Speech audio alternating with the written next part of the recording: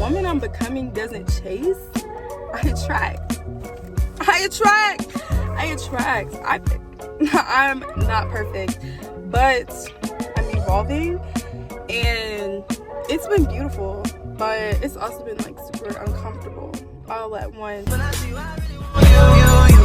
Hit the club for you. Light skin got it new. Even look like long too. I be tripping with this money, yeah. Okay, hey y'all, let me turn the AC off for a second. I had the heat on like a dummy. Hey y'all, welcome to my channel. My name's Tori Nicole, if you guys do not know me. And so on today, this is my first video in months, and this is part of what I'm talking about. This topic is really just like the woman that I'm becoming. That's today's topic. And it's a sit down girl chat in the car. I'm on FaceTime with my bestie kind of video. And so I definitely want to start by just saying, like, I'm not perfect. I'm not perfect, but I'm evolving, and it's been beautiful, but it's also been like super uncomfortable all at once. And so definitely want to like address the topic as a girl in her 20s,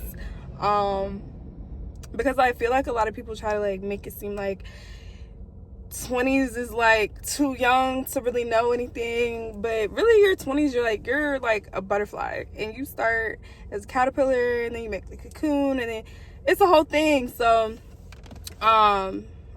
this video is specifically for the girl in her becoming season, who's healing, who's growing, who's unlearning things to relearn even better things. So I think a really important topic when it comes to change is to be able to talk about who you used to be.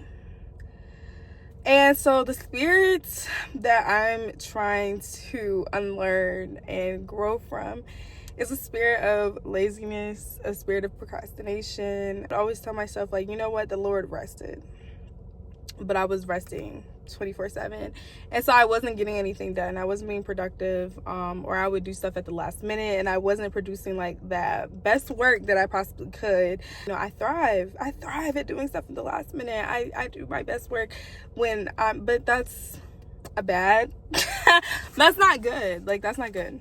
And so learning to, and I used to hate the label of like lazy or procrastinating. Like, I used to hate the label. I used to think that it had like such a negative connotation, but I had to keep telling myself that for me to want to unlearn it, for me to want to be better, I had to call myself those labels and tell myself, this is not what I want for myself. This is not what I want.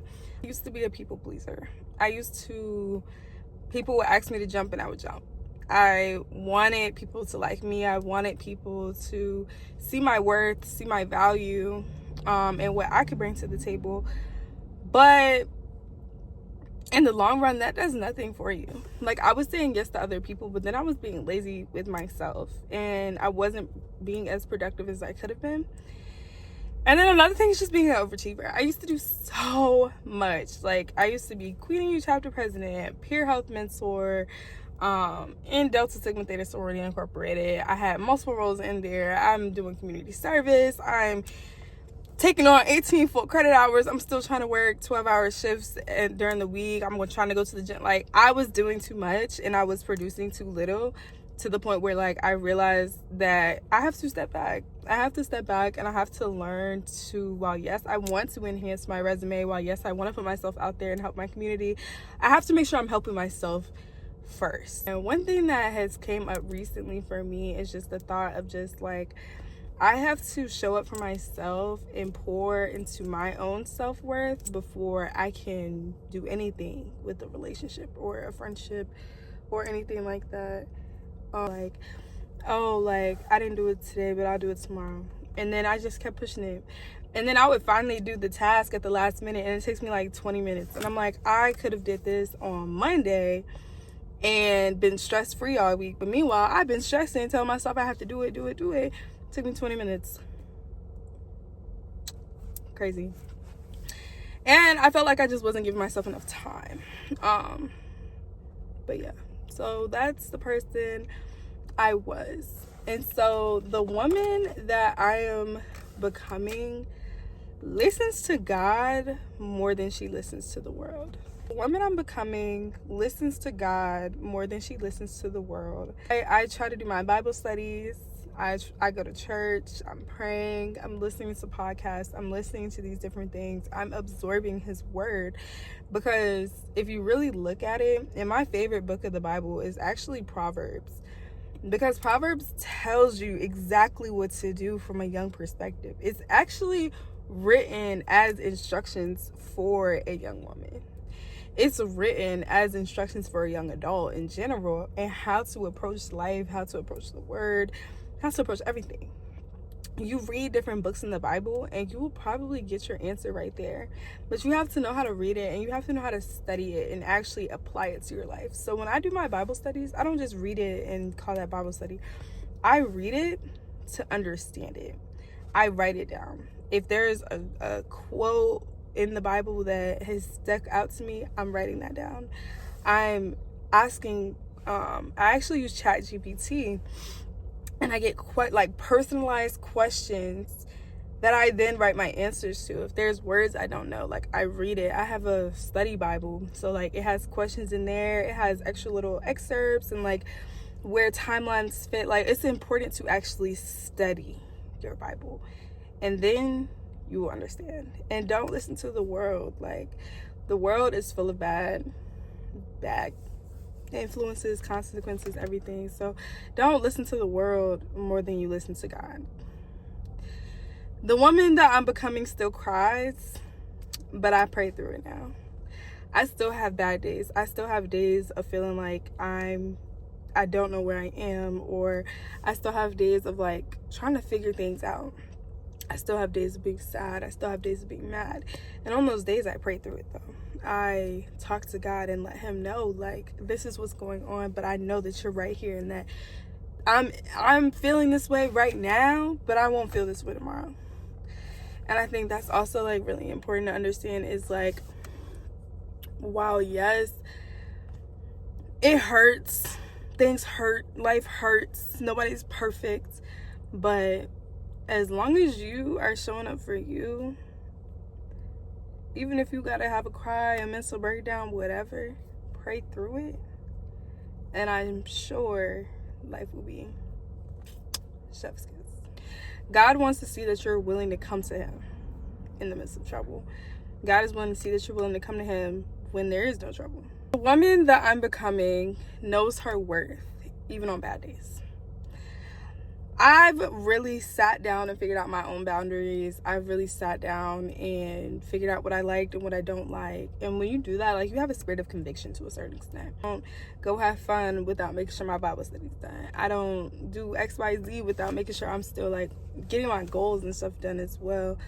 And I don't say yes to other people unless all my stuff is done. Can't help you if I'm not helping myself. The woman I'm becoming doesn't chase. I attract. I pray on things that I just applied to a house. Everything in me was like, I don't know if I'm gonna get approved. That was my first thought. My first thought was like, I don't know if I'm gonna get approved. I don't know if I have the income. I don't know if my credit's gonna be perfect enough to like, because it's a really nice place and it's in a whole new state. So it's like, but I prayed on it, and I instead of like chasing a bunch of different houses, I went on tours, and the one that I liked the most is the only one that I applied to. I didn't want to do a whole like, oh, I'm gonna apply to 5 no. I applied to 1. And I prayed to God, and I told him, if this is for me, then it will come about. They will overlook something, glitch something, don't know. But if this is for me, then it will come to pass. It will come to pass. And sure enough, I got approved, and I've been happy ever since. But it's like, you have to learn to like figure out exactly what you want, and instead of like trying to come up with all these backup options and everything else, pray about it. And if it aligns with your purpose, if it aligns with who you're becoming, then you are going to attract it. you are going to attract it. Do not chase anything you are going to attract. Still have days where I fall short, but instead of being ashamed about those days, I bring it to God, and everything is working out. So I hope you all enjoyed the car chat, girl chat conversation. I'm going to try to make this like a cute little series or whatever, and I do want to start posting on YouTube more regularly, but definitely feel free to connect with me on my other social media sites. And yeah, let me know below if you guys have any like certain scriptures that stick out to you guys, or if you guys have anything that you've been getting used to. I think this is a really good topic, the week after resurrection, and resurrection is all about shedding the old and welcoming in the new. This is the new year to me, so definitely just, you know, let me know what you guys like to do to help you guys on your healing journey, even if it's just a self-healing journey, because I didn't get my heart broken or anything. I'm just healing myself. Like, you don't always have to have an external factor that, you know, influence you. So yeah, bye. My name's Tori Nicole, and I hope to see you next time. Mwah.